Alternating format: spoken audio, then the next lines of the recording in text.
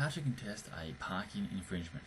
When speaking with victims of parking infringements, they have very little knowledge of the legal process of how the law governs parking infringements.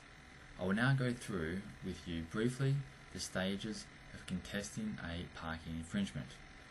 When you get the parking infringement, take photos of where you parked, the signs in front and behind of your car.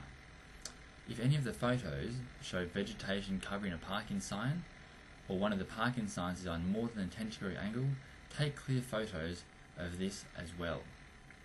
Next, write a polite letter to the local council explaining the situation and why they should withdraw the infringement. Remember, the councils want to make money from the infringements.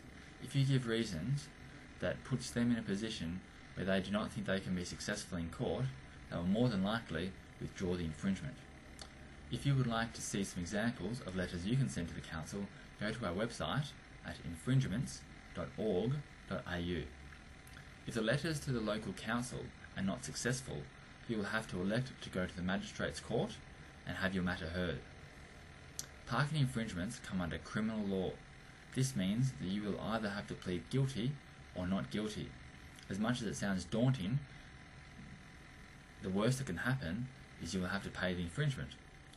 When going to court, you will have the option to plead guilty or not guilty.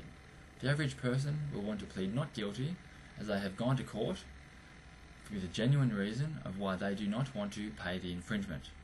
However, if you plead guilty, you will be given a chance to give a reason for the infringement to be withdrawn. At this stage, if you clearly give a reason to the circumstances and act genuinely respectful of the law, you will have a very high chance of having the infringement withdrawn. However, by pleading guilty, you will not be able to seek costs for your time. If you decide to plead not guilty, you will have to go to court for a contested mention, where both parties will show evidence, and then finally on the third day you can have a trial and plead not guilty. If you do make it as far as a trial, then you will be able to ask for costs for your time.